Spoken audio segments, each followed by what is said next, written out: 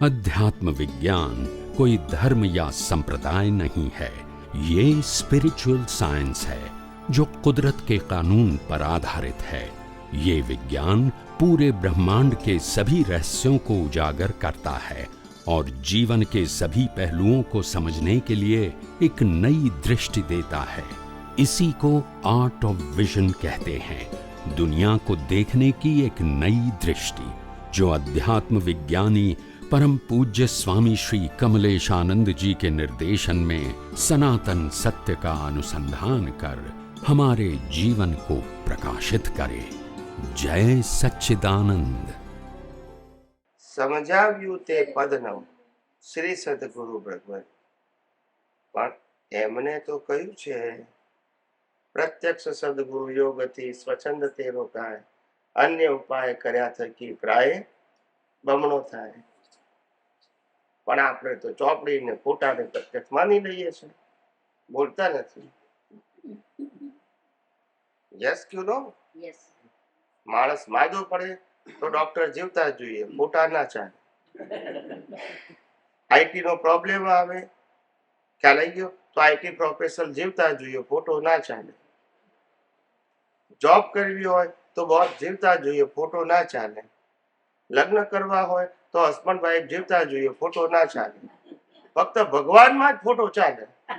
ભગવાન ને ગુરુમાં ફોટો હોય તો ચાલે, જીવતા ના હોય તો વાંધો નહીં. કેવી ભ્રાંતિ! બધામાં જીવતા, અહીંયા જીવતા ના હોય તો ચાલે. વિચાર તો કરો, કેવી ભ્રાંતિ છે. કંઈક તો પ્રેક્ટિકલ હોવું જોઈએ કે ના હોવું જોઈએ, કે જીવતા હોય તે જ હેલ્પ કરી શકે. ના ખ્યાલ આવે? ગયા એ આપણો આદર્શ હોઈ શકે, રિસ્પેક્ટ હોઈ શકે, પણ ટુડે ધ લાઈફ ગોડ ઓર જ્ઞાની ઓર ગુરુ દે ગાઈડ યુ. સમજાય છે?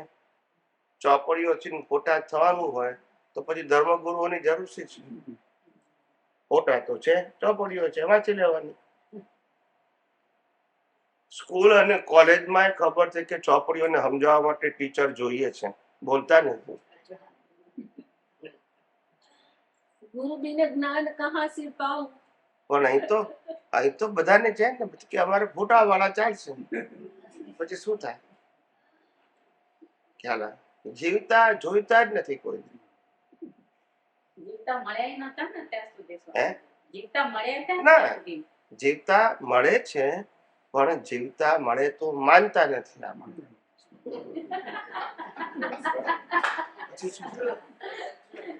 પછી શું થાય?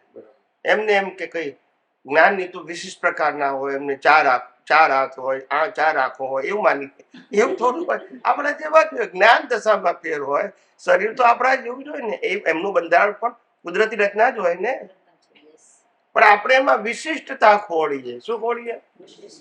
હા, ખ્યાલ આવે? એટલે હિન્દુસ્તાનની અંદર કેરેક્ટરનું મહત્વ છે, એવું નથી કે નથી, અને હોવું પણ જોઈએ.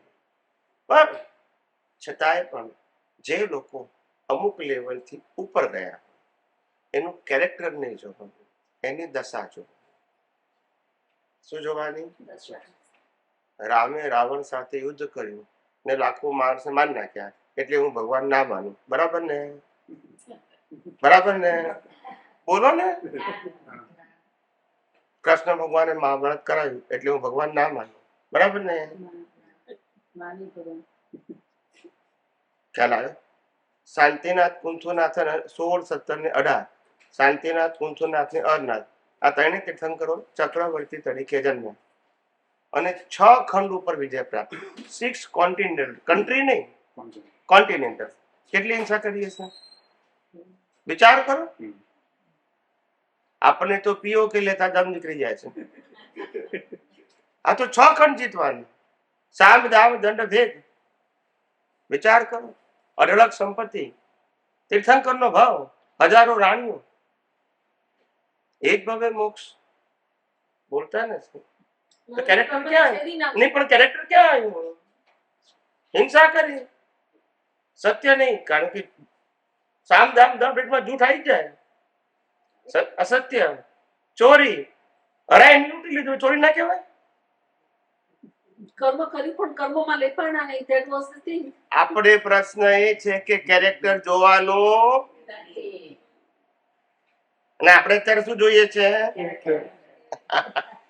ત્યાં અહીંયા નથી સમજણ પડતી. ના સમજાય કે માણસોમાં કોમન સેન્સ નથી. એમ તમને ઇન્ડિયામાં રહેતા હોય અને તમને ઘેરથી એમ કે લાવો 250 ગ્રામ લીંબુ લઈ આવો, અને લીંબુ લીધી વખતે તમને બે કન્ડિશન કે, એક તો સારા હોવા જોઈએ અને બીજો વ્યાજબી ભાવના હોવા જોઈએ. બે કન્ડિશન કે એટલે આપણે દુકાને 4-5 ફરીએ, પેલા લીંબુ જોઈએ, પછી લીંબુ સારા હોય તો પછી ભાવ પૂછીએ. એવું 2-3 જગ્યાએ પૂછીએ, સારા લીંબુ ને સારો ભાવ હોય તો આપણે લઈ લઈએ. પણ આપણે એવું ના જોયું કે લીંબુ વાળો પહેરેલો છે કે કુંવારો છે, એ કઈ નાત ને કઈ જાતનો છે, એને કેટલા છોકરા છે, એને પાકું ઘર છે કે કાચું ઘર છે, એ દારૂ પીવે છે કે નહીં, ખ્યાલ આવે ને, એ અભક્ષ ખાય છે કે નહીં, એવું જોઈએ છે આપણે? ત્યાં નહીં જોવાનું, અહીંયા જ જોવાનું. ભાઈ તમારે લીંબુ જોઈતું હોય તો લીંબુ જોવાના, જ્ઞાન જોઈતું હોય તો જ્ઞાન જોવાનું. બોલતા નથી. યસ કે નો? Yes. એની પાસે જ્ઞાન જોઈએ છે, તેની પાસે જ્ઞાન છે તો આપણે લેવું છે. આ દાખલો આપું છું, કોઈ પણ જ્ઞાનની પાસે જ્ઞાન છે તો આપણે લેવું છે. એનું બાકીનું લાઈફ કેવું છે આપણે શું લેવા દેવા? કારણ કે એ લાઈફ પણ એને આધીન, એના કર્મને આધીન છે. યસ કે નો? આ સમજવાનું છે. આ સમજાતું નથી જેવું. એટલે જેમ જેમ તમને આ સમજાતું જશે એમ ખબર પડશે. છૂટું પડવું એ મહેનત નથી, છૂટું પડવું એ જાગૃતિની પ્રેક્ટિસ છે. ખાલી જાગૃતિની, ફિઝિકલ કશું છૂટું પડવાનું નથી. It's a matter of your vision through your perfect scientific understanding. બસ આ છે. એમાં કઈ આત્માની અનુભૂતિ માટે સૌથી પહેલા જરૂર છે દેહાધ્યાસથી મુક્ત થવું. શેનાથી મુક્ત થવું? એને દર્શન કહેવાય. અને સેકન્ડ સ્ટેપ આવે આત્માની અનુભૂતિ, એને કેવળ જ્ઞાન કહેવાય. દેહાધ્યાસથી મુક્ત થવું એને કેવળ દર્શન કહેવાય. અને સેકન્ડ સ્ટેપ આવે કેવળ જ્ઞાન, એનું નામ આત્માની અનુભૂતિ.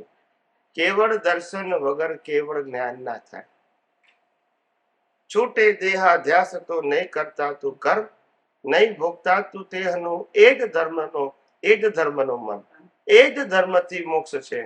તું સો મોક્ષ સ્વરૂપ, બાકી કહીએ કેટલું કર વિચાર તો.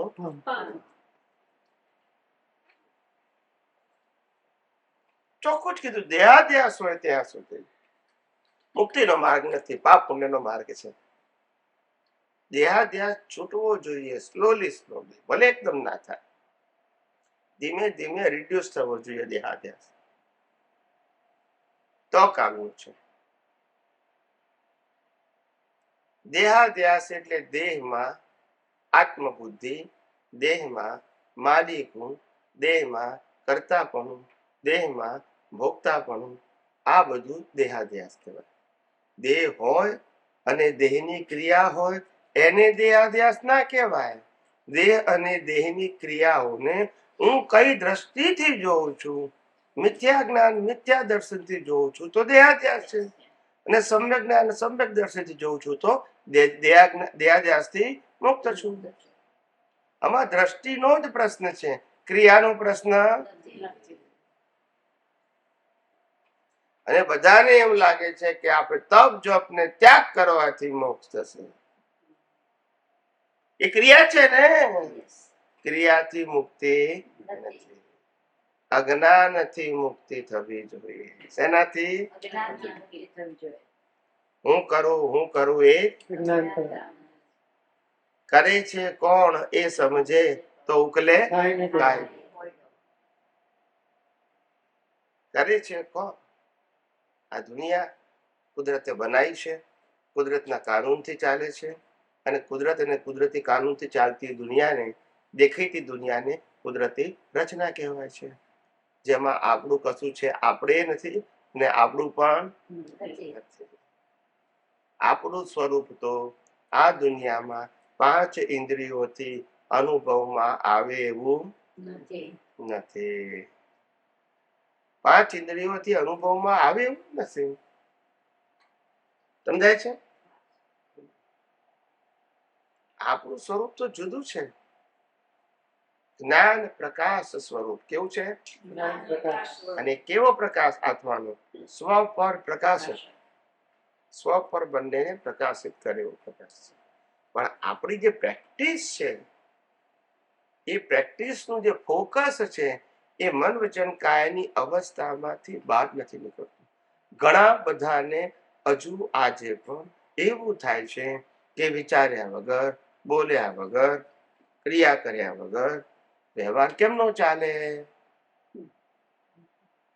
આવું મગજમાં માઇન્ડ સેટ થઈ ગયું છે. એને હજુ સમજાયું નથી કે મન વચન કાયા ત્રણેય કુદરતી રચના છે. Life is our current life, including our mind, speech and action, is a pre-decided. It's a program. પ્રોગ્રામમાં કશું કરવાનું થયા કરે. એ થઈ રહેલા પ્રોગ્રામમાં જો આપણને ઓબ્ઝર્વર થતા આવડે, શું થતા આવડે? તો સેપરેશન ફેલ થાય. તો મન વચન કાયાની જે અવસ્થાઓ છે એની અસરોથી શું થઈ શકીએ? મુક્ત થઈ શકીએ. ઓબ્ઝર્વર થાવ તો તમે ડુઅર નથી, ઓનર નથી અને સફરર નથી. આ દરેક વસ્તુને એક્ઝેક્ટ ફોર્મમાં સમજી અને એક્ઝેક્ટ ફોર્મથી એ દ્રષ્ટિનો ઉપયોગ કરી અને સેપરેટ રહેવા પ્રયત્ન કરવાનું. That is a spiritual path. પ્રકૃતિને શું કરવું, શું ના કરવું, એ સ્પિરિચ્યુઅલ પાથ નથી, એ સોશિયલ પાથ છે. અને સોશિયલ પાથની અંદર ચોઈસ નથી પણ માનવાનું. ચોઈસ નથી પણ માનવાનું. રામની એ ચોઈસ નહીં કે વનવાસ જવું કે ના જવું. રામની એ ચોઈસ નહીં સીતા ઉપાડી જાય કે નહીં. રામની એ ચોઈસ નહીં કે રાવણ સાથે લડવું કે નહીં. ચોઈસ હતી? વિચાર કરો. 5 પાંડવોમાં સૌથી મોટા ભાઈનું નામ શું? યુધિષ્ઠિર. એ યુધિષ્ઠિર કઈ રીતે ઓળખાયા? નિકનેમ ધર્મરાજા. મોટા ભાઈ ધર્મરાજા. એ ધર્મરાજા જુગાર રમવા બેઠા, બોલતા નથી. અને વાઈફ પણ, આપણે કોઈ અત્યારે આવું કે ધર્મરાજા કહીએ ને, આપણે અત્યારે ના કહીએ પણ વ્યાખ્યા બદલી જાય. પણ યુધિષ્ઠિર મોક્ષે ગયા. ક્યાં ગયા? ત્રણેય ભાઈઓ મોક્ષે ગયા પાછળથી, સહદેવ નકુર સિવાય. એ લોકોની જાગૃતિઓ છે, જાગૃતિઓ છે. પેલા લોકો જ્ઞાની હતા. ભીમ ફર્સ્ટ, સેકન્ડ ને થર્ડ. અર્જુન બચલો હતો, ભીમ બીજો નંબર, પેલો મોટા. પેલા સૌથી નાના બે, સહદેવ નકુર.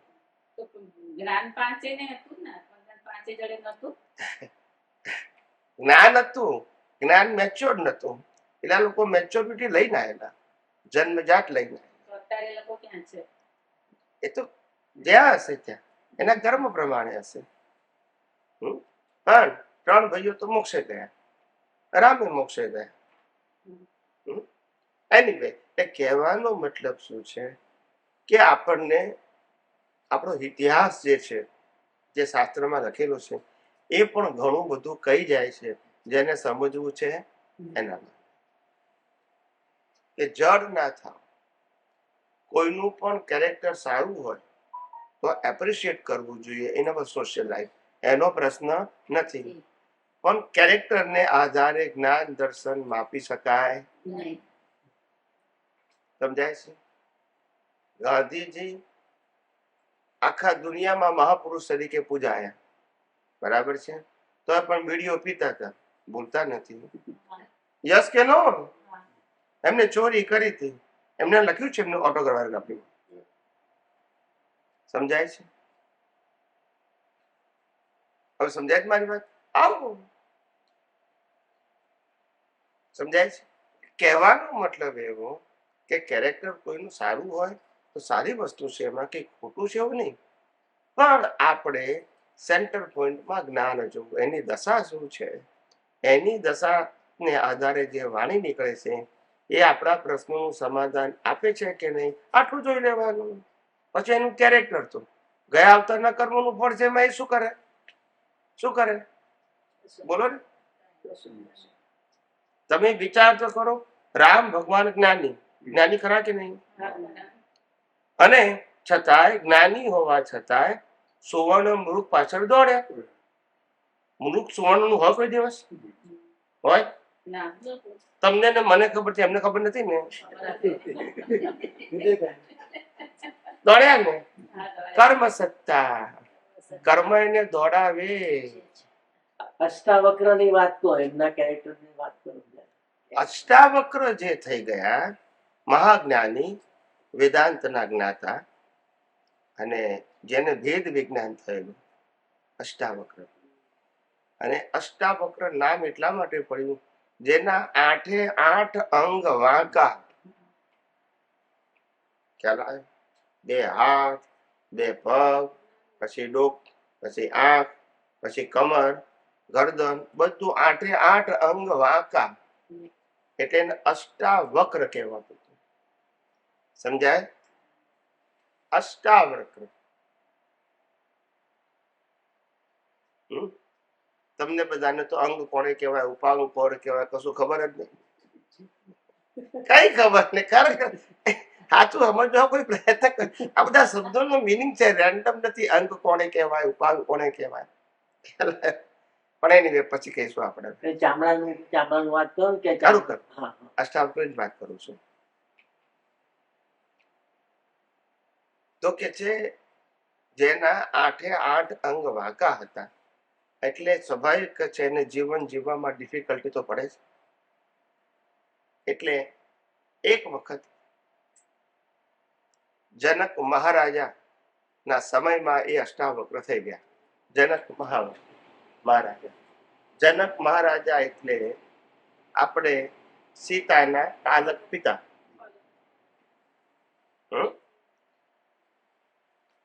એ જનક મહારાજા પણ જ્ઞાની હતા, એટલે એને જનક વિદેહી કહેવાય. શું કહેવાય? દેહ છતાં જેની દશા વર્તે દેહાતી, તે જ્ઞાનીના ચરણોમાં હો વંદન. દેહ છતાં જેની દશા વર્તે દેહાતી, એ જનક વિદેહી. એ જનક વિદેહી એ ધર્મ સભાનું આયોજન કર્યું અને બધા ધર્મ ગુરુઓને બોલાયા, જે જંગલોમાં રહેતા હતા અને મોટા મોટા ગુરુકુળોમાં રહેતા હતા. બાળકોને શિક્ષણ આપતા હતા, પેલા ધર્મ ગુરુ જ આપતા હતા. તે આ ધર્મ ગુરુઓને બોલાવ્યા ધર્મની ચર્ચા કરવા, ધર્મ પરિષદ ચર્ચા કરવા બોલાવ્યા. એટલે બધા ફટાફટ બધા આવીને બેસવા માંડ્યા એના સ્થાન ઉપર. પણ આ અષ્ટાવક્ર ના તો અંગ વાંકા, એટલે એને આવતા વાર લાગી. એ સ્પીડમાં આવી શકે નહીં ને ચાલવાની એ તકલીફ. એટલે બધા ધર્મ સભામાં બેસી ગયા. પછી ધીમે ધીમે અષ્ટાવક્રની એન્ટ્રી થઈ. શું થઈ? ધર્મ સભામાં અષ્ટાવક્રની એન્ટ્રી થઈ, પ્રવેશ કર્યો. અને પ્રવેશ કર્યો જ્યારે અષ્ટાવક્રએ, ત્યારે એ એન્ટ્રન્સમાં જ બધાને પ્રણામ કરે છે. શું કરે છે? શિષ્ટાચાર, વિનય.